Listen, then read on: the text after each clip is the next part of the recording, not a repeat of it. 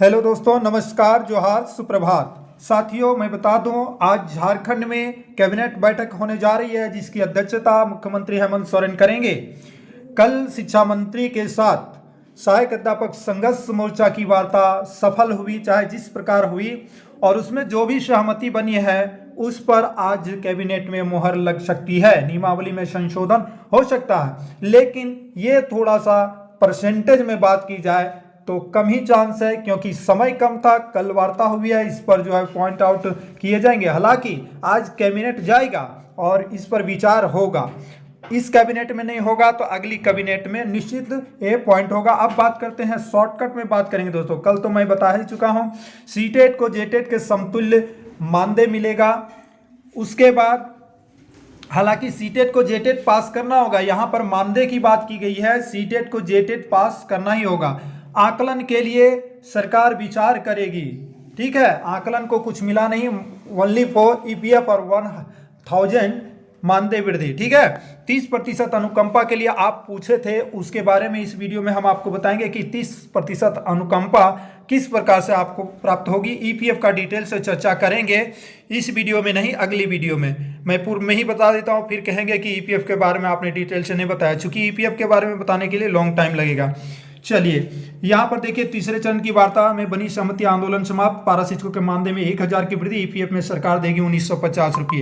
बात यहां है दोस्तों, ईपीएफ लागू क्यों नहीं सरकार करना चाह रही थी। आप लोगों को पहले पता था कि ईपीएफ के लिए सरकार तैयार नहीं है, क्योंकि सरकार अपने तरफ से कोई पैसा शेयर नहीं करना चाह रही थी।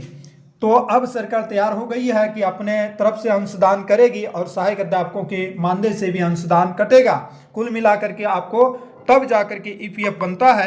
इसको डिटेल से हम वीडियो लाएंगे। फिलहाल आपको बता दें कि प्रत्येक वर्ष मानदेय के लिए जो 4% के लिए सेवा संपुष्टि करानी थी, वो अब नहीं कराना होगा। ये क्लियर कल हो चुका है।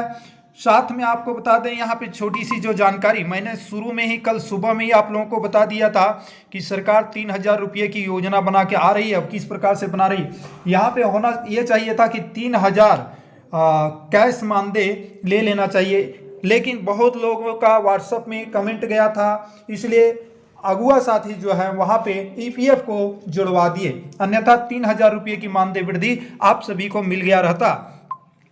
सरकार आपके खाते में ईपीएफ मद में 3900 रुपया टोटल जमा होगा, जिसमें 1950 सरकार देगी, 1950 रुपया आपके मानदेय राशि से कटेंगे।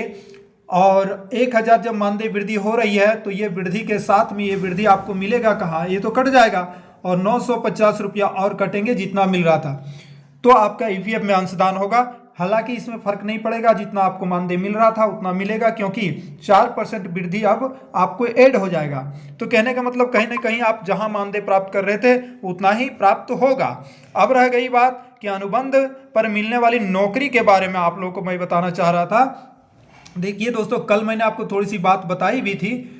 पारा शिक्षक के आश्रित को अनुकंपा पर नौकरी देने के लिए वर्तमान नियमावली में बदलाव किया जाएगा। बैठक में इस बात पर सहमति बनी कि अनुबंध पर दी जाने वाली नौकरी में से, यहां पर ध्यान दीजिएगा, अनुबंध में झारखंड में जितनी भी अनुबंध की नौकरी होगी, सरकार का यह मंशा है, उसमें से 30% सीट पारा शिक्षकों के आश्रितों के लिए आरक्षित रहेगा। यही बात है दोस्तों, ठीक है। स्टेट लेवल की जो नौकरी होगी झारखंड राज्य में, योग्यता अनुरूप, देखिए आपकी योग्यता जो होगी उसी अनुरूप आप जाएंगे। बैठक में पारा शिक्षकों की आकलन परीक्षा को भी झारखंड शिक्षक पात्रता परीक्षा के समतुल्य मान्यता देने पर भी भविष्य में विचार करने का आश्वासन दिया गया है।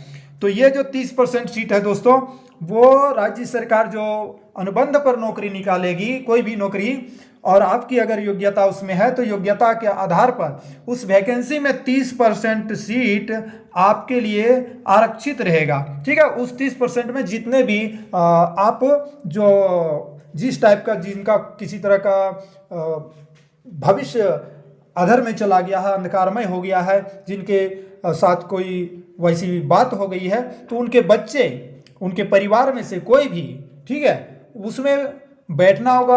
अनुबंध में परीक्षा हो या यूं ही आपका सर्टिफिकेट के आधार पर हो, तो 30% में जो शिक्षक आ सकेंगे या फिर जो अभ्यर्थी आ सकेंगे, उस परिवार के, उन सहायक अध्यापक परिवार के जिनके साथ किसी तरह का हादसा हो जाता है, तो उन्हें वहां पर मतलब आपको नौकरी मिलेगी।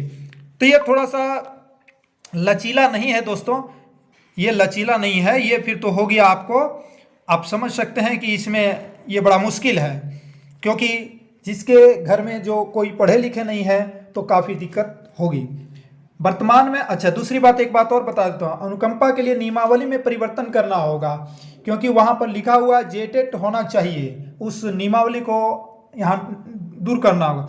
वर्तमान में अधिकतम 23,400 मानदेय मिलता है, ठीक है ना। और यहाँ पे आपको बताते हैं, जबकि कक्षा 1 से 5 में 21,840 की बात की जा रही है, बाकी सब आप जानते हैं कितना कितना मिलता है, इस पर बताने की बात नहीं, 1,000 सभी को मानदेय वृद्धि होगी। तो कुल मिलाकर के आप सभी को मानदेय वृद्धि मात्र 1,000 हुआ, लेकिन महज 1,000 भी आपको मिलने नहीं जा रही है। सिर्फ एक लाभ जो मिला है वही लाभ की मैं बात कर सकता हूं, 4% जो प्रत्येक साल जो आपको मिलना था, जिसमें सेवा संपुष्टि की बात, यही आपको उपलब्धि मिली है दोस्तों। मानदेय वृद्धि आपका कटेगा, जिनकी 5 वर्ष से कम सेवा है उनके लिए कोई लाभ नहीं होगा, उन्हें ईपीएफ की लाभ नहीं मिलेगा, ठीक है, उनका मानदेय से पैसा भी नहीं कटेगा, ठीक है दोस्तों। तो आप सभी ने समझ गया, और कुछ बातें होगी और मुझे कुछ समझाने का, और बढ़िया से समझाने के लिए मैं वीडियो में, यदि मुझे लगा कि हमको आपको और बढ़िया से बताना है, आप नहीं समझ पाए होंगे तो कमेंट कीजिएगा, मैं अगले वीडियो में बताऊंगा। फिलहाल आज की कैबिनेट बैठक में देखना यह है कि क्या ये प्रस्ताव ऐड किया जाता है, प्रस्ताव पास होता है, ठीक है। उसके बाद जब प्रस्ताव पास हो जाता है तो नियमावली में पॉइंट आउट करके नियमावली को प्रकाशित किया जाता है, फिर आपके पास आ जाएगा। तो वीडियो को लाइक शेयर कीजिएगा दोस्तों, हम आपके लिए काफ़ी मेहनत करते हैं, आप नए होंगे तो सब्सक्राइब भी कर लीजिएगा। जय हिंद, वंदे मातरम।